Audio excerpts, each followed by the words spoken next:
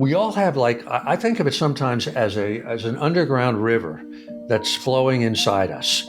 That's our calling, our vocation, our creative thing, whatever it is.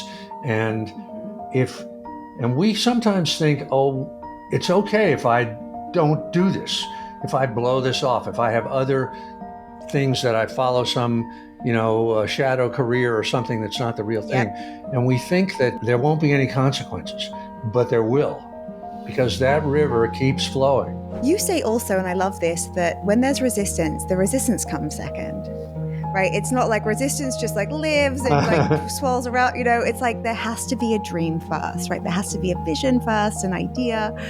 Could you speak to that for a moment? Because I think that we're so quick to erase or forget or, not even give a second of attention to the dream. Yeah. We're just dream resistant. Oh, idea, forget it. Yeah, this is kind of an important point for anybody that's struggling, and that is that resistance comes second. The dream comes first. And the analogy that I use for this is, if you imagine a tree in the middle of a sunny meadow, and as soon as the tree appears, a shadow appears, right? Mm-hmm. Instantly. So the tree is the dream, and the shadow is resistance. So again, like we were saying before, the bigger the resistance, the more important the project is to you. When we feel that resistance, that's the shadow that we see of the tree. But there wouldn't be a shadow if there wasn't a tree. And the bigger the shadow, the bigger the tree. It seems to me, if it doesn't surprise you, if the idea doesn't surprise you, there's something wrong. If it's too easy, if it's too much in what people expect from you, then maybe you should doubt it a little bit. So that book, The Legend of Bagger Vance, I just thought, this is the most uncommercial idea ever. I'm a complete idiot for doing this, because I had to really go out on a limb and kind of leave a screenwriting career to do it. But I just was so seized by the idea that I just had to do it. So I just think in some crazy way, that's the way the universe works. It surprises you and it makes you have to trust it. Do you consider selling your art completely separate from creating art, or do you see it as one? That's a great question, Susie.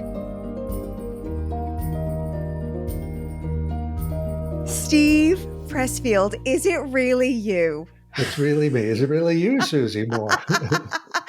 Oh, yes, it is. I have been waiting for this moment. I feel like the words that you've put on various pages in multiple books are tattooed in my brain, and I repeat them like a parrot. I buy your books endlessly for friends. I just love your work, Steve. Well, thank you. It's great to be here with you.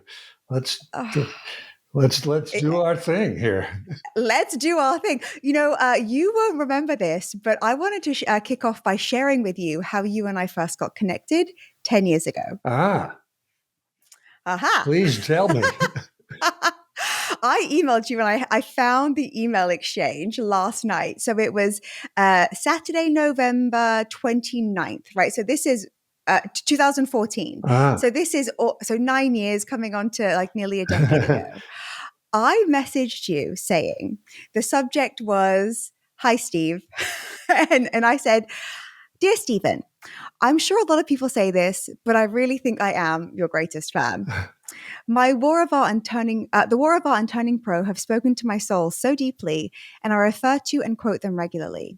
Your team even tweeted me this year after I quoted you in my Huffington Post article. Steve, I just turned pro. I quit my lucrative sales career to write, teach, and coach full time. It's terrifying and exhilarating. When you spoke of a shadow career and what it is a metaphor for, I've known deep down all along about mine. So thank you, Steve." That is all. Well, that's great. Thanks, Susie. Yeah, great. You wrote back. And here you are. I did. Wow. What a guy. You wrote back. You changed the subject line. You said, "Go for it, Susie." Felt like my life was made. And you said, "Susie, I salute you. Good luck and Godspeed in your new professional life. I'm sure you'll do great. And if you don't, you can always blame me." That is all SP. And I was like, that is just what I needed. Steve, thank you for being you. Well, I'm so relieved that everything worked out for you, Susie. You're not that's sending this note from underneath an overpass somewhere. I can't tell you how you gave me exactly what I needed. And Ah, truly, this is why I speak about your work ah, so, I mean, so at length with my communities, in my media pieces, everywhere. And I'm not sure I'd be doing the work that I'm doing. And look, I'll say, successfully, thank you very much, without your encouragement and your wisdom. And you're even unknowingly being such a big mentor for me. that's great. Well, thank you very much. It touches my heart. It's great. Oh. Well, Steve, oh my gosh, I have to congratulate you on this masterpiece, Ah, the Daily Pressfield. Wow, where has this been all my life? great. Yeah, it's coming out in a Steve, couple of days. We're trying to figure out how to. It's not on Amazon yet, but it's coming out I in a couple of days. I noticed that because I was looking for the official release date, et cetera, et cetera. But I was going through the Daily Pressfield and I was thinking, wow, you wrote about resistance so many years ago. It was like you put words to that universal thing that creatives suffer from. And we think that it's us and we hate our lives and ourselves and we berate ourselves. I mean, you know it more than anyone. I wanted to just kick off by asking, is resistance still something that you have? Is it something that you has evolved or you think about differently now? No, in my experiences, it never goes away and never gets any easier. And Mm, if anything, in a way, it gets a little worse because it gets mm, a little more nuanced and diabolical. It kind of knows you so well that it knows which little nuanced buttons to push. The only, mm, well, the good part of it is that over the years, as you know, if you hmm. start to have an experience of overcoming it. And so you can say to Yes. yourself, okay, I beat this in the past, I can beat it today. Um, but it Mm. never gets any easier. I don't know why it should. It's like gravity. I mean, does gravity ever go away? No. Does the Oh moon ever no. fall out of the sky? No. So it's Ah. always going to be there, I think. I mean, do you have that same feeling? Yes, I absolutely experience resistance, but I can put words to it now. I say I'm experiencing resistance. I don't think I have some weird nuanced problem and I have a special issue that no one has ever had in history. And I guess I'm not meant to do this work, throw my hands in the air and go to the pub. Like, Yeah. I mean, it could go that way without what I've learned from you Ah. and without just kind of knowing. You say that it's this thing that affects creators universally, Mm. right? It touches. And you also say, too, that the bigger and more important the project to your heart, the greater the resistance. Yeah, I mean, I've definitely found that absolutely true. That and Mm, but I even have to sort of remind myself of that to this day. yeah. Like I'm just in the middle of a project right now. I'm at the very very end actually, and Mm-hmm. I'm having a million self doubts. It's just, am I crazy? Have I just wasted the last few years? Is anybody going to be interested in this other than me? It's not the Daily Mm-hmm. Pressfield. It's another book, and Mm-hmm. I'm Wow. just telling myself that the bigger the resistance, the better the idea is. That so Mm. that's what I'm telling myself. Sometimes I don't believe it, but that's what I'm Oh, telling I'll myself. tell you. Yeah. I'll tell you because I read a few great books by someone you know very well. And I know, especially, it really is that end part, right? It's like Yeah, yeah, it's a killer. it's such a killer. And how human we can all feel when human and connected and more gentle on ourselves, we can feel when we come back to this truth. I mean, I reread your books often, especially when I need to be fired up, right? Or if I think, oh, why don't I feel that ignited? I'm like, get on with it, do the work. So, Steve, you had your first novel published, well, your first piece of work published in your 50s, right? The Legend of Bagger Vance turned into a huge movie. Will Smith, Matt Damon, Charlize Theron. I mean, big time. And I know that you said it was initially a novel that turned into a screenplay.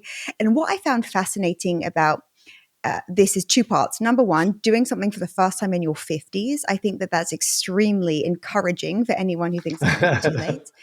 And then also the fact that it was what you wanted to write. Because Yeah, it wasn't, you're like, oh, this golf thing, like, I don't know.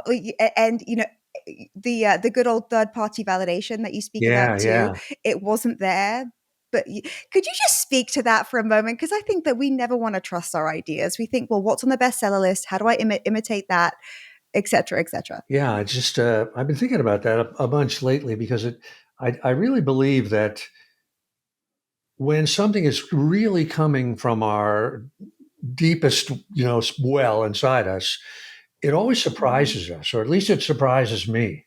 Um, Mm-hmm. I think of it sort of like, I'm a big believer in the Muse, and the goddess Oh, kind of yes. have given, Mm-hmm. and it's to me, it's like the Muse calls you forward and hands you an orders packet, just like you were in the military, Mm-hmm. right? And you open the Mm-hmm. envelope up and you look at it and you go, me? This must be for somebody else. Why is this Mm-hmm. happening, coming to me? Because I'm not an expert in this area. I don't know anything about it. I don't even believe it's commercial, you know. So, Mm-hmm. but then as you get into, at least this is my experience, as you get Mm-hmm. into it, you begin to trust it, It takes a while, like 9 months or something like that. And you start to think to Mm-hmm. yourself, well, maybe there is something to this, But it seems to me, if it doesn't surprise you, if the idea doesn't surprise you, there's something wrong. If it's too easy, Mm-hmm. if it's too much in what people expect from you, then maybe you should doubt it a little bit. But so that book, The Legend of Bagger Vance, I just thought this is the most uncommercial idea ever. I'm a complete Mm-hmm. idiot for doing this because I had to really go out on a limb and kind of leave a screenwriting career to do it. Yeah. But I just was so seized by the idea that I just had to do it. So I just Mm-hmm. think in some crazy way, that's the way the universe works. It surprises you and it makes you have to trust it. It makes you have to Mm-hmm. surrender to it, and in the face of your own self doubt. Mm. And this takes great courage because a lot of people will also pile onto your self doubt. I mean, you say, about how brain surgery is easier. Yeah, I mean, I love that. Oh my God. Which one of my many highlighted pages is this one? I know it's very early on, but you say, essentially you can go to school, right? You can go to school to study brain surgery. There's at least a path for that. What creatives do, it's like there's nothing and then there's something. Like, could you speak to that for a moment? Because I think that creatives too, any type of entrepreneur, also yeah, we think, oh, like I should figure this out, and it should just be a straight path. Because look at those three, success stories, or yeah. If you comparison. if you sort of compare any creative thing, music, writing, or whatever it is, to let's say brain surgery. This is one of my analogies I like to Hmm. make. Yes. Brain surgery is a million times easier because there's Mm-hmm. already a structure, right? There's a path, a trail that's already been blazed. 1 million people have already done it. They've gone to medical school, they've gone to the specialists, they've been interns, they've been residents, and so forth. So if you and I are starting out on this path to be a brain surgeon, we know that it can be done.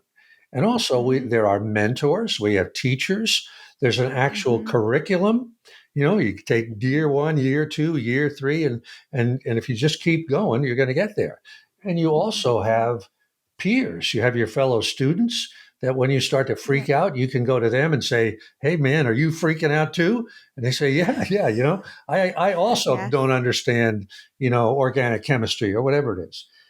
But if you're Mm-hmm. writing a book or you're following the music or you're doing any of those things, you're alone, right? You can't even talk to your spouse, you know, Mm-hmm. because it's boring, right? They may root cheer for you, but you can't say, "Here, read chapter 1 through 6." They don't want to do that, and even if they did, they wouldn't know what to say. So you're just kind of alone on an iceberg. And the other thing is that although books have been written and albums have been recorded in the past, no Mm-hmm. one's ever done your book or your Mm-hmm. podcasting career or your entrepreneurial career. And the problems that it presents, you can't find the answers in a book. You can't go to a teacher. You have to solve them on your own. And Mm-hmm. these are skills that they don't teach you in school. In fact, there's not even a name for those skills.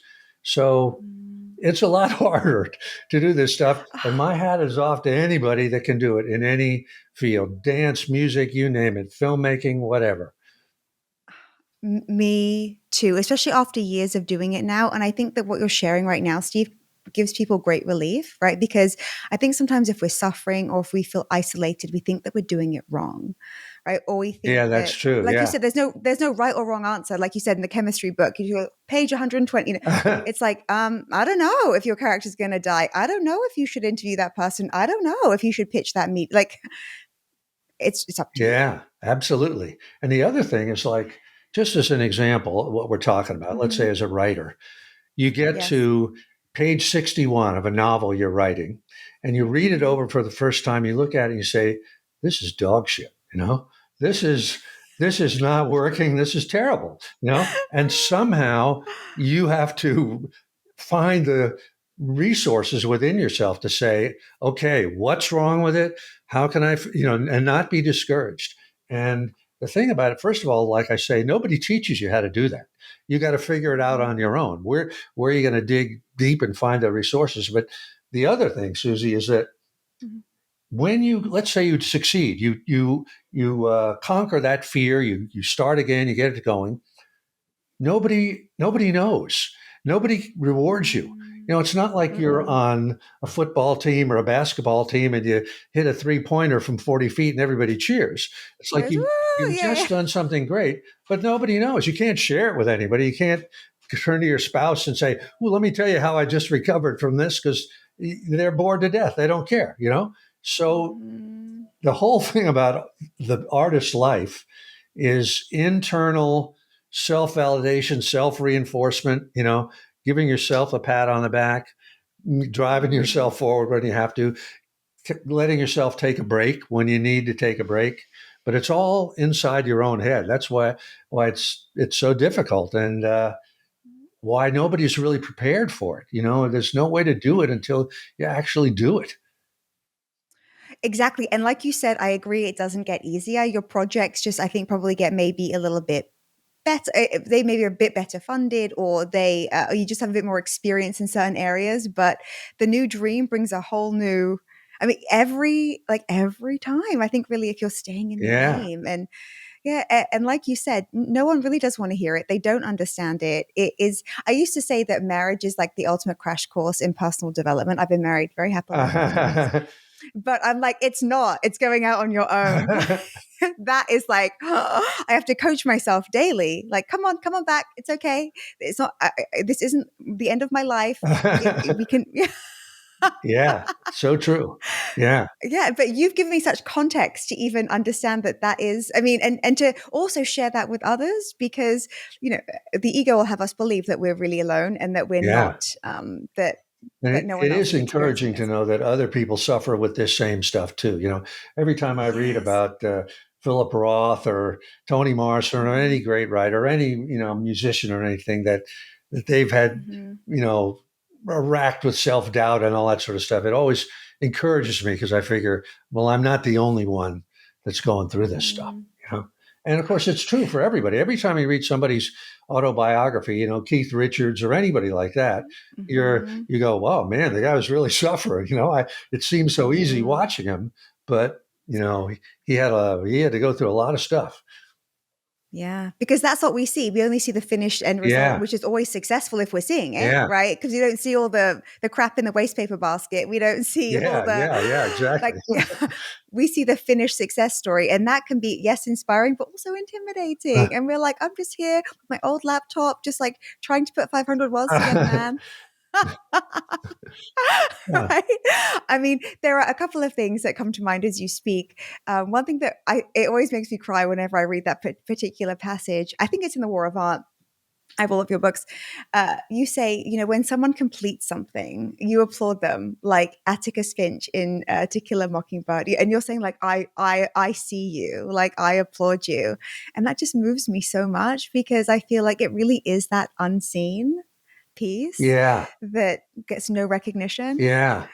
Which is why I think it's so important for all of us to recognize our peers and our, those who are Mhm. following behind us and those who are ahead of us. Um, Mhm. I just was having breakfast with a friend of mine the other day, and he Mhm. kind of got. We were talking about a bunch of stuff, and then he got sort of a little embarrassed, and he kind of said, I'm a little superstitious about telling you this. And he confessed that he had just finished a screenplay, and he's in the Okay. movie Yeah. business, but not as a writer, Mhm. and I just immediately reached across the table and shook his hand, because it doesn't Oh. really matter good, bad, or whatever, and it might be really great, Mhm. but even if it isn't, God bless him for doing it and for finishing it, and he was kind Mm. of afraid to tell me because it was like, would he be jinxing it, if he told even one person? So I was very flattered that he Yeah. told me, and all I wanted to do was to Oh. validate him and say, this is fantastic. God bless you, keep going. And he probably needed that more than he even showed you. Like, I think this is a thing that we need. We don't even know we need it Yeah. sometimes. Ideally, we can give it to ourselves, but even that uh, we can use that up sometimes. So, oh, imagine everybody. Steve is applauding you. Steve is shaking your hand when you complete. You go, right, the end. But it is true. I Bam. applaud everybody that can get there. Oh, I feel it. That was my demon, biggest one forever, finishing something, getting to Yeah. the end and not choking and, not blowing it Mhm. up. So So anybody could that you gets speak the to end, that? that's fantastic. Yeah, could you speak to that a little bit for anyone who doesn't know your story, all the various jobs you had, the winding paths that you've taken to get to the work that you do now, specifically, in your 50s, getting Oh, really serious. we'd, we'd have to be here for like 8 hours. Yeah. The But, summary, the but real summary. one story on the subject of what we're talking about here. Mm-hmm, I tried to write a novel when I was like 22 and mm-hmm, had no business doing it. I had no clue what it was going to take, And after about mm-hmm, 2 years of stuff, being supported by my young wife, that loved me, mm-hmm, blah blah blah, and mm-hmm, I didn't had no idea what resistance was. Had never thought of it, mm-hmm, heard of it, no clue, and it just mm-hmm, totally blindsided me at the end. I was like, this mm-hmm, far from the end, and I just choked. Blew up the marriage, blew up blah blah blah, everything, and wound up kind of on the road mm-hmm, working jobs in the oil fields and driving trucks and things like that. mm-hmm, And finally, like, I don't know, maybe 7 years later, I finally I saved up some money. I moved to a place that was affordable. I rented a little house and I worked for like 2 years nonstop. And I mm-hmm, finally finished something. And mm-hmm. I write about this in the War of Art, and Yep. this was back in the days of typewriters, when it was said nobody Mm. knows what even carbon paper is. But Yes. I had a stack of papers. That was the thing. It wasn't a digital file. And Mhm, when I finally finished that thing, again, it's like we were just talking about, Susie. Nobody knew. I'm mhm. totally alone in this little house. Nobody knows I'm Yep. even there. Nobody's going to pat me Mhm, on the back. Nobody's going to give me any kudos.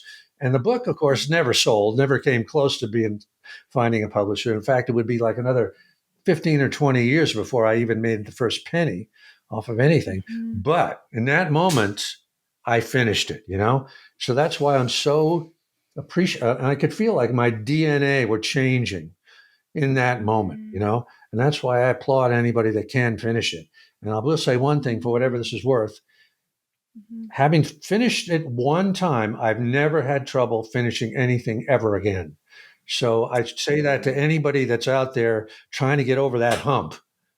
If you can just get over Mhm. that last scary part, you'll never have trouble again after that.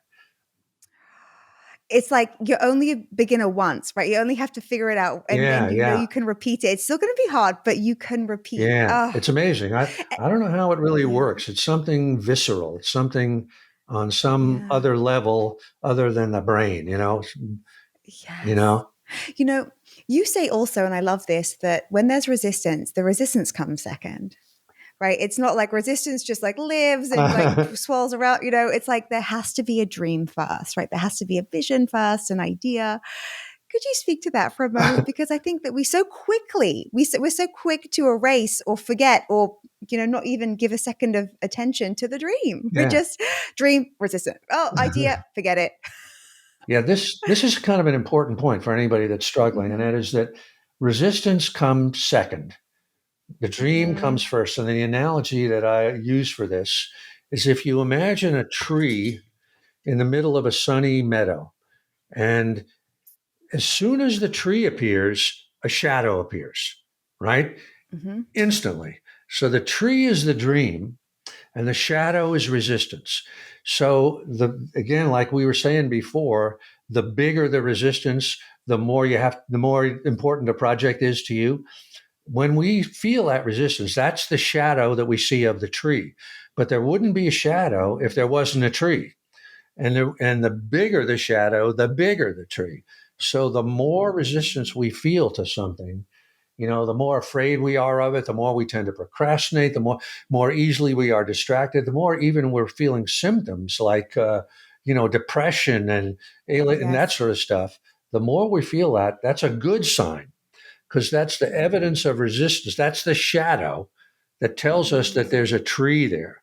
And so we know whatever that dream is, that object, you want to be a podcaster, you want to, whatever it is, you can tell by the scale of the resistance that that's what you got to do, that you're onto something. It's not nothing. If you had some shitty little dream, you just have a little tiny shadow, you wouldn't worry about it. But when you got a big one, you got a big dream, and that's good. Oh, oh my God. I mean, you say too, and I want to get it right. I wrote it down here. Oh, I love this because I quote this a lot, but I want to get the exact sentence in your words. You say, which speaks to what you're just saying, to feel ambition and act on it is to embrace the unique calling of our souls. Which I So, think is absolutely true. which is That's that kind of, tree, right? I mean, when I Mm-hmm. was, by the way, let me say something, Susie. Thank you for your preparation on this. You're really, you know, making this conversation go in interesting places, I think. But, Oh, I've waited 10 years for this, Steve. I could keep you for 3 days. but what you just said sort of, I kind of came of age during the hippie era, during the counterculture era. Mm-hmm. And in that time, the word ambition was a dirty word. Because if you were ambitious, it was as if you were saying, well, I'm better than my brothers and sisters, and I'm going to leave them in the dust, right? I'm going to compete with them and defeat them somehow. And there's something to be said for that. But in Mm-hmm. terms of art or of a creative calling, ambition is the heart and soul of it. It really is uh, a new life that's growing inside you, like a baby and a pregnant woman, and Mm-hmm. that's the call that's coming from that new life to you equates to ambition. So it's totally positive, and it's totally sacred, and it's a calling that you should not. It took me a long time to sort of get over that feeling that this was a bad thing, to feel like I wanted to do something. And once that was a big breakthrough for me to kind of say, oh, it's okay to be ambitious. It's okay to want to do something great. In fact, it's a real blessing that to feel that calling. Oh my gosh, like Steve, I can't tell you, like when I read those words from you, how I highlighted them, took a photo, shared them. Oh my gosh, I'm like, yes. Because I remember thinking when I had my very well paid sales career, I'm like, why do I have this dream? It's so annoying. Like, why can't I just want what I've got? Like, it'll be so much easier. And look, I used to go out with all my clients, drink too much. Like, the resistance was just showing up and like, well, fuck it, like this. You say, and I believe it's the war of art. If we overcame resistance, we'd have empty hospitals. We'd have empty, like we create this drama, True, almost like true. sometimes theatrics in our. You talk about the girl who brings home a boyfriend from prison or something instead of doing her creative work because she's like, this is how I can get attention. It's like the cheater. I mean, I see it. I know it. I mean, could you speak to that for a moment? Because sometimes I think we're like, oh, there's something wrong with us. I keep distracting myself. I just think that how am I gonna phrase this? Mhm. We all have, like, I think of it sometimes as an underground river that's flowing inside us. That's our Mhm. calling, our vocation, our creative thing, whatever it is. And Mhm. if and we sometimes think, oh, it's okay if I don't do this, if I blow this off, if I have other things that I follow, some shadow career or something that's not the real Yep. thing, and we think that Mhm. there won't be any consequences, but there will. because that Mm, river keeps mhm. flowing. And, it's like something that wants to be born and we're not letting it be born. And so what happens is it becomes malignant in one way or another. It shows up in other areas of our life, in depression, in self abuse or abuse of others, or all of the Oh, kind of overspending, vices.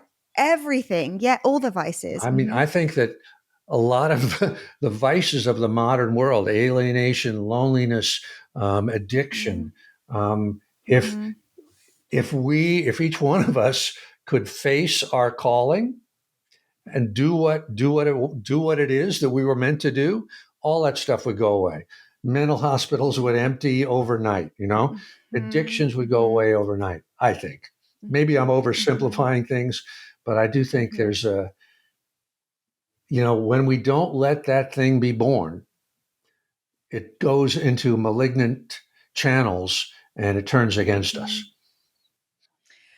I agree. I've experienced it. And I think that we do what we can to soothe ourselves. We do what we can to still make our life exciting somehow in other ways. Whereas, sitting down to write, it doesn't feel like that's the most exciting thing on earth. But I tell you, the adrenaline is high. Like when you're creating, like when you're connected to something that doesn't have, that you don't know, it's invisible. But it's like when you kind of reference, like Bob Dylan or even, I think John Lennon in one of the books, you're like, creatives are humble. There is a humility there because it's not like I'm the best forever. Or if there's someone like that, they don't stick around very long. You notice Yeah. it's because we realize that we're tuning into. How do you? I know we talk about the muse. Is that what you always refer to? Is there anything else in your own mind that you think that you're connecting with when you're creating? That's really it. I mean, the Mm-hmm. sort of the long story of this thing, Mm-hmm. if you can stand this, Susie. I think I wrote about this somewhere. Is Mm-hmm. when I first saved up money and moved into this Mm-hmm. little town and this little house to write a book, and I had like 2 years worth of money, which at that time was Mm-hmm. $2,700. And Wow. I had a friend who was a writer who lived down the street. Mm-hmm. His name was Paul Rink. He lived in a camper. And I used to Uh-huh. have I coffee know. with him every morning. I know. I And know. I had never thought about the idea of the muse or the muses, the Mm-hmm. goddesses, the Greek goddesses that inspire artists. And he sort of introduced me to that concept. And he typed out the from Homer's Odyssey, the invocation of the muse, which starts the thing. He typed it out. He gave it to me on a sheet of paper, which I still have right over there. It's crumbling. But Mm-hmm. the idea that, I guess it's a question, it comes down to the question, where do ideas come from? Right? Mm-hmm. And the reason Bob Dylan, I was just reading this about him the other day, and he Mm-hmm. said he doesn't even remember writing the songs that he wrote. In other words, they were they came to him from somewhere, but where did they come from? And that's this mysterious question that we don't know Mm-hmm. the answer to. Rick Rubin calls Mm. it source with a capital S. Um, Yes. I call it the muse because I like that kind of Greek mythology thing. But it's coming, and Yes. like Elizabeth Gilbert, she'll talk about Mm. actually speaking to the corner of the room, and just saying, Yeah. "Hey, give me some help here. I'm stuck." Right, and she's talking to that Mm. mysterious force, whatever it is. And Mm. so I have to thank my friend Paul for just turning me on to that idea, which has been central to my whole concept of what I'm doing forever since. Yeah, and this is where you say put your ass where your heart wants to be, Yeah, right? yeah, So actually sit down, like, or go in front of the canvas, go to the studio, wherever it is that you create. And I love, speaking of Paul Rink, how you end. I believe it's more of art that ends with the story where you say, I went to my friend Paul Rink's house and I told him I just completed something, and he said, "Yeah, start another one." yeah. And I'm like, "Oh yes, of course that's going to be how it ends." That's another great gift that he gave me. When I Yeah. had finished this book and I went down and I told him, it was like he Yeah. didn't congratulate me. He said like, "Good luck, good work." He said, "Start the other one today, the next one today," Wow. and it's so Wow. true. I'm a complete believer in that, of not stopping to wait for the world to applaud you, but keep Yeah. going on the next one, and it'll all happen, down the road a little bit. Yeah, I mean, I even look at people who are really prolific in this day and age, like someone like Taylor Swift, who's like pretty young and she's got 10 albums. She just did a big tour. It's sold out tour. It's still going actually. Yeah. 3.5 hours of songs, and she's using a tiny percentage of her music, her library. And I think, is she such a genius? I know you say talent is bullshit. Love that. I mean, is she such a genius, or is she just connected and overcoming resistance? Like, how do you think about something like that? I mean, I don't know her, so I can't really speak to it, but Yeah. she must be just one of those really lucky people that has the Mm-hmm. pipeline open to the Muse, and the Muse is just Yes. feeding her stuff, and she's just taking dictation and putting it down, and, God Yes. bless her, she's, God, the rest of us have to yeah. work awful hard. Maybe it comes a little easier to her than the rest of us. Yeah, there was an interview called, you might find this interesting. The New York Times do this. It's called like Anatomy of a Song or Anatomy of like a piece Oh, of I don't art. even And they know about speak to that. the, but they speak to an artist and they ask, how did you come up with this? Or how did you Mm, create this? And she said something like, an idea is like a rainbow, you just got to catch it immediately and just like get everything you can out of it because it moves quickly. ah, So oh, it's, that's great. and I was, I yeah, but heard don't you find the more, yeah. I heard a story that Roseanne Cash said this, Mm-hmm. and she says an artist or a musician has to carry a catcher's mitt because when the ideas flow through, you got to grab them before somebody else Yes. does. I think that somebody like Taylor Swift, it's like we're all getting ideas all the time, but most of Mm-hmm. us don't even know it, or the ideas come through and we dismiss them. We say, oh, that's Yes. bullshit, that's stupid, but someone like Taylor Swift or Roseanne Cash, Yeah. they've got their radio dial tuned in, and when that idea comes in, they grab it, they get out, they get out their recorder and they write it Yeah. down and they jump on it right away. Um, Oh, and I love that. if we could I all and do that, we'd be a lot better. so I've been doing my podcast now for it'll be 2 years in March next year, and I do it every single day, Steve. And Wow. I haven't missed a single day. It's like 5 minutes every single day, an episode that drops, and on Sundays interviews like this one, which I'm loving so much. Ah. And look, some days I'm like, gosh, am I going to record today? But I've got my ideas, right? I'm like, but every single time I get an idea, I just jot it down, notes in my phone, and I sit down. And even if I don't think, this is completely perfect, I'm like, you know what? It's good enough. Mm. And I give myself that permission. I've noticed that that's rare. Ah. Like people, It what is do you think rare. about That's great. that? It's a great skill to have. There's another skill they don't teach you, Susie, right? Hmm. Nobody tells you that. But sometimes even No. those sort of half-assed ideas turn out to be good once you start to do them. Yes. And better like a half-assed idea that's out there than like a great idea that's like Yeah. buried, right? I think if I'm like, maybe that wasn't my best one, but it's still something. Yeah. Like Yeah. it's inspiration for someone like that day. It Yeah. could be the right Yeah. message. I mean, Yeah. I think so. Do you think that that's also part of it? Do you think that we have to be absolute masters of our craft and be perfect? Or do you think like good enough Ah. can be, in fact, good enough? I mean, I am. I'll sort of take both sides on that one. On the one Okay. hand, you certainly don't want to put anything out there that's not as good as you can do it. On Yes. the other hand, sometimes, like Seth Godin talks about shipping something, like when Steve Jobs invented the iPhone. Oh, yes. Maybe it wasn't perfect, but at some point he said, "We got to get this son of a gun out there." And Mm-hmm. I'm definitely a believer in that. When the moment comes, don't be a perfectionist. You know, get it out there. And I say that because I had so much trouble the first time, that first book that I Mm, couldn't finish, right? I would noodle with it and mess, and then I just chickened out. I just chickened out because I didn't have the guts. I didn't know what resistance was. But that over mm, perfectionism is resistance, and sometimes it's yes. great to just get it out there. Like I'll tell you one story that's in it's in another book. It's Mm-hmm. I had an agent when I was first starting out, and I was working on Mm-hmm. a book. It never sold, but he really Mm-hmm. believed in me, and he said, "How close are you?" And I said, I'm close. I'm close. And he said, close is good enough. Give it to me. And there was a Ah. lot to that. You can Mhm. always, revise it a little bit, but don't hang on to it until, the moment has passed. I agree. I also think that just speed of implementation. When we can act quickly, we're blessed with more and more ideas. I feel Yeah. like because ideas are gifts, and if we get them out there, if they're stacking up, we can't receive new ones. Yeah. It's like get it out. Like it just that works in business, right? It's from just a commercial perspective.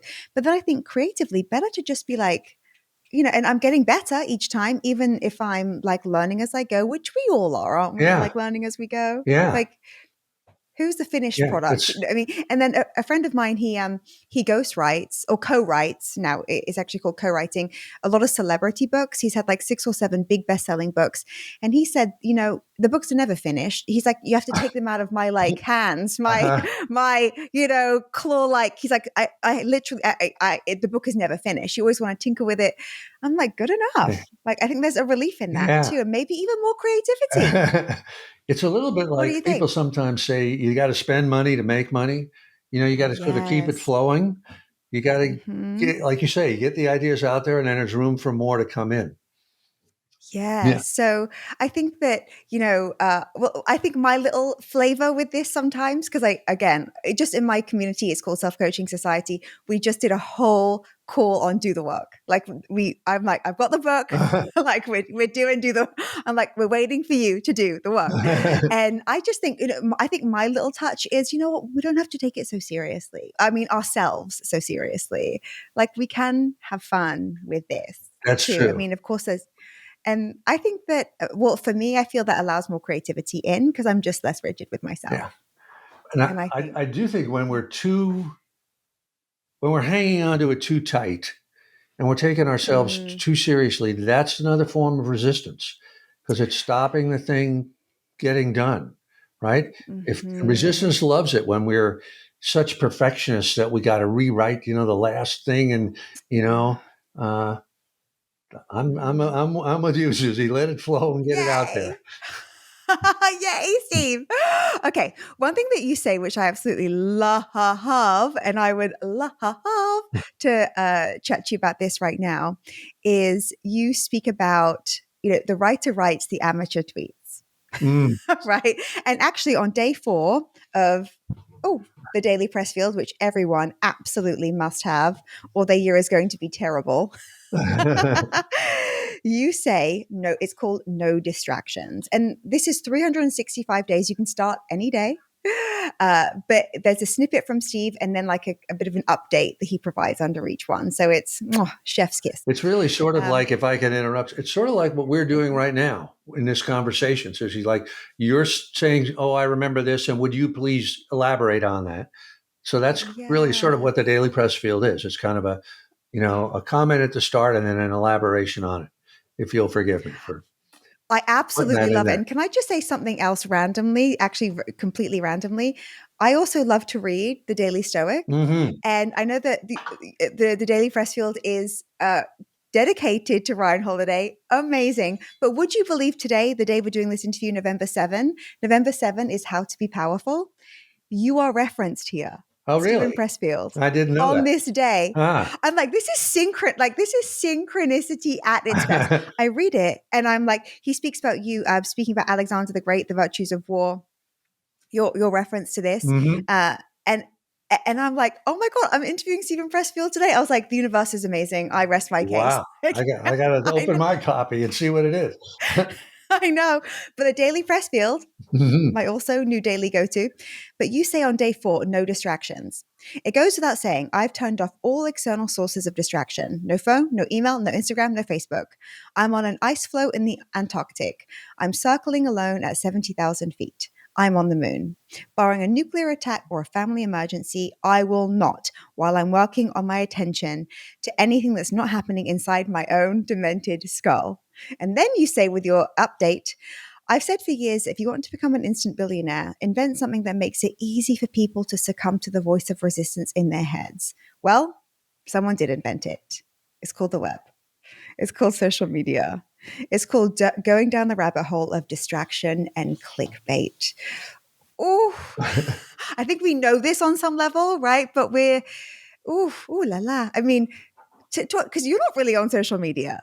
Oddly enough, I just did a little post on that exact chapter. It's on Uh, Instagram right now. but I mean, you're not active. So You're not like DMing people. it's You're not like engaging oh no, on. You're no, not like only you're in a not very on it. limited time, you know. But certainly, Yes. once Yeah. I sit down to work, I have to, lock the door and just focus on only that. I mean, it's like you do right Yes. now. I mean, you're completely focused on what you're doing, right? And the Oh preparation yeah. before and the post production afterwards. Nobody's Mm-mm. allowed in. There you got to, Mm-mm. and I think a lot of it, Susie, is about depth of work. You know, Mm. the sort of the epidemic of modern times is that everything is so superficial. It's so on the Mm. surface. Our attention span is like 4.6 seconds, but yet when anything great is made, a movie, an album, whatever it is, somebody sat there and beat their brains out, month after month after month, a Martin Mm. Scorsese movie. I mean, the Mm. depth of what they worked through to get to that, is just amazing. And Mm. but nobody wants to do it because we all have our attention spans are so short these days. But if you can do that, then you're a mile ahead of everybody else. Mm. Number one, I completely agree. And I think why is it so hard for anyone just to put their phone in a drawer for a couple of hours? I mean, it's not, you don't even need to go to like a retreat in the Himalayas for six Yeah. months. Like you can, it's as simple as, or even just deleting a couple of apps for a while. I mean, these things are available to us.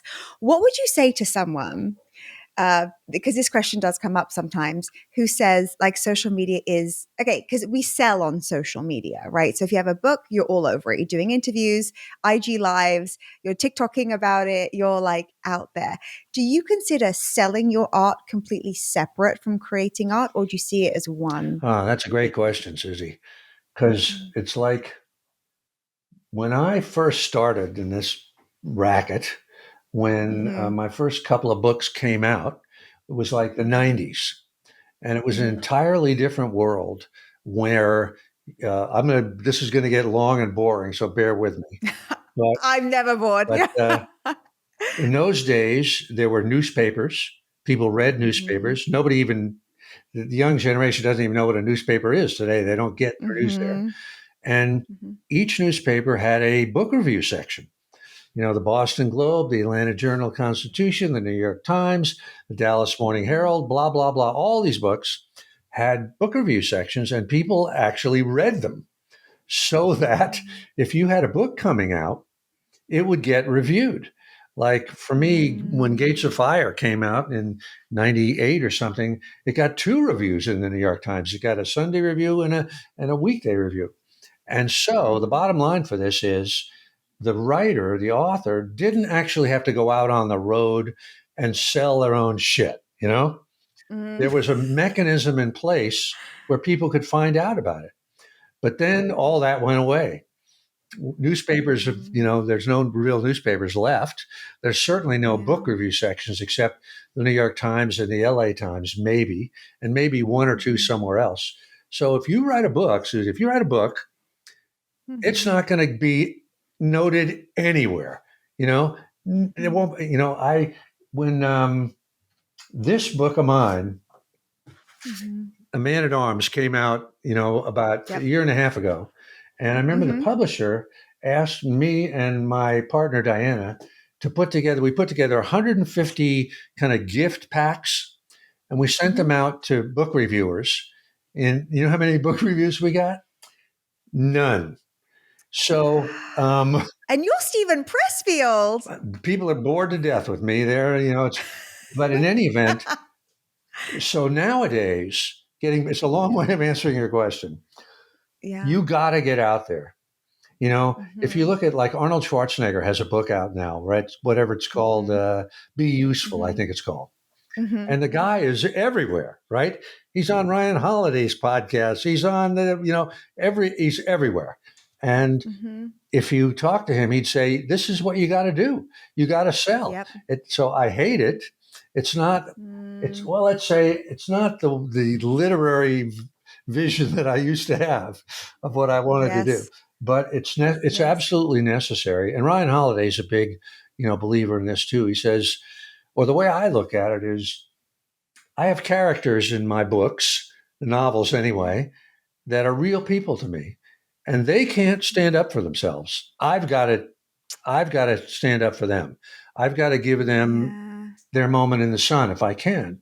So yeah, it's part of the same deal. I figure it's maybe Mm-hmm. 40% of your time of the course of a book is really about what, and I'm sure this is true of movies. And if Matt Damon has a Yeah. new movie, the guy's everywhere, for like 3 months, right? Everywhere. He has to be. Mm-hmm. Um, Mm-hmm. it's a shame that you have to do that, Yeah. because it's better if a third person talks about you and says that, when Mm-hmm. you're having to say yourself, "Hey, read this, it's good," it's embarrassing. Mm-hmm. But you have to do it. Otherwise you're dead.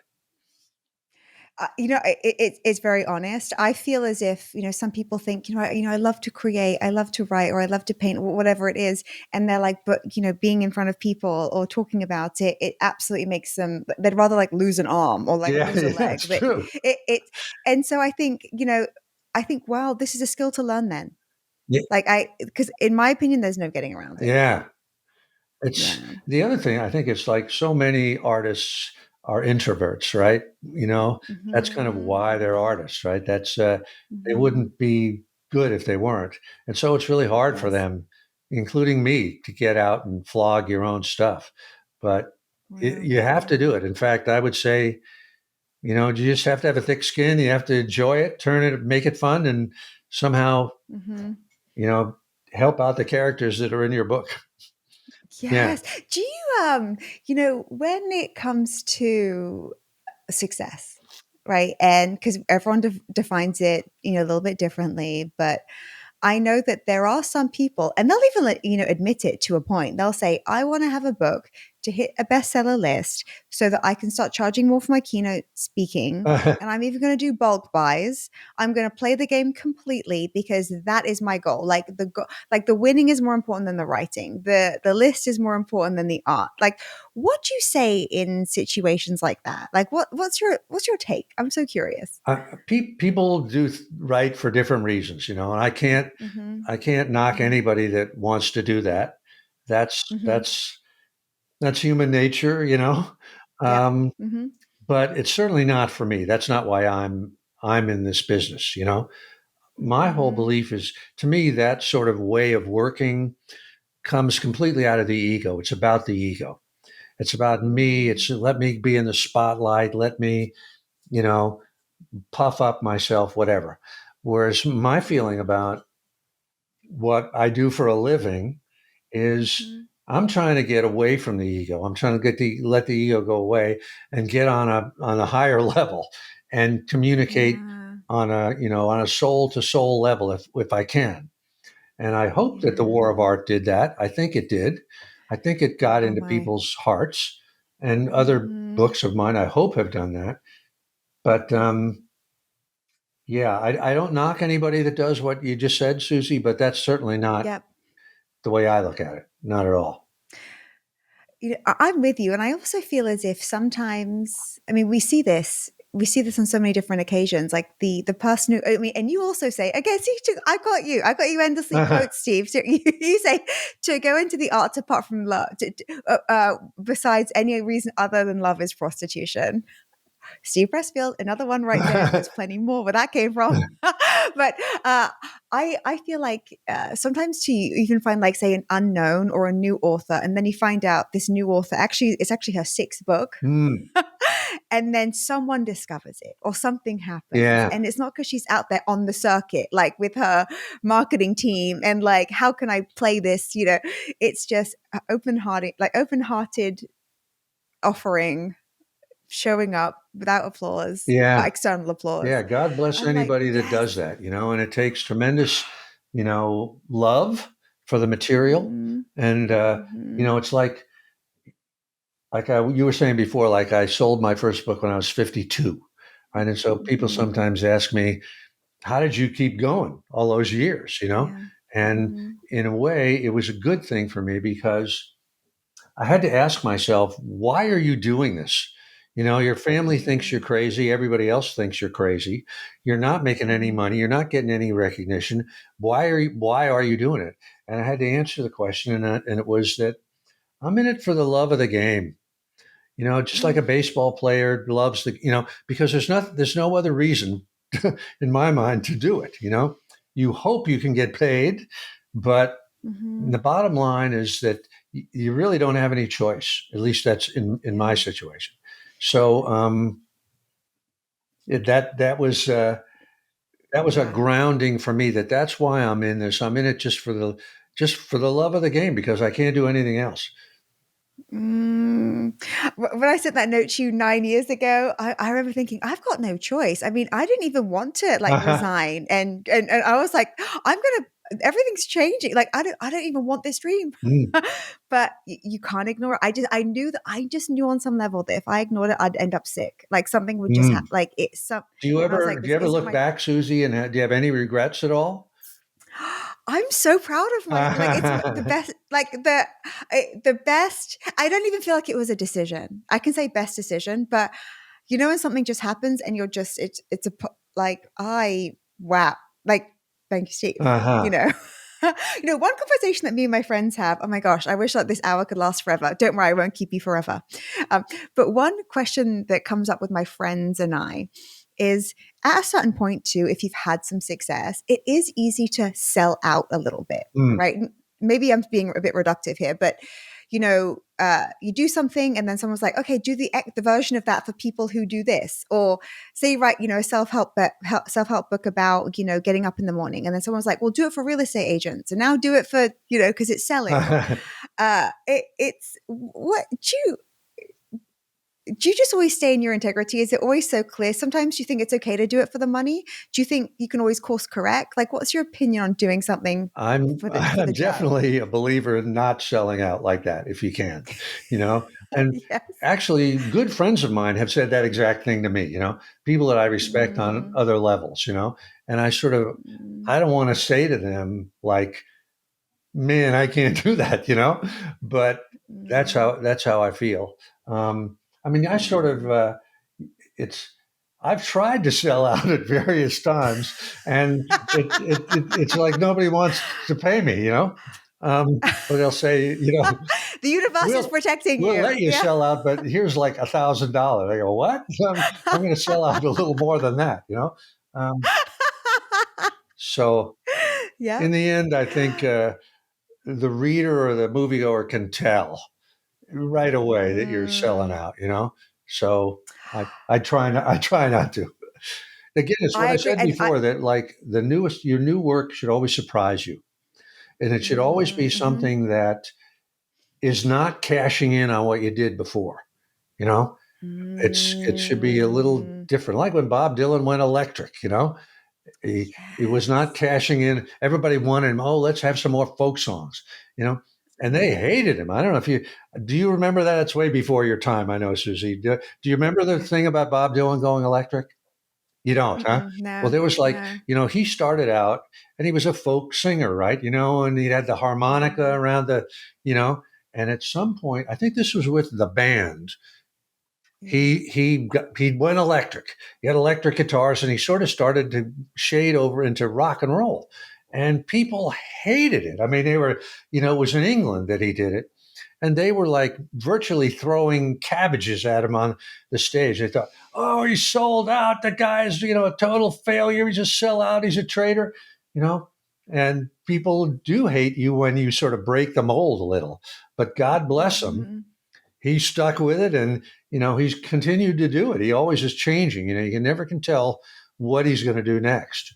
And God bless him for doing that. Something similar is true for David Bowie. He Yeah. was speaking about Yeah, how there's he another kept guy that was changing his. always reinventing himself. Yeah.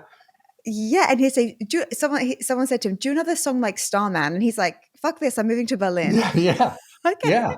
And he just like moved to Berlin and had 2 years of painting.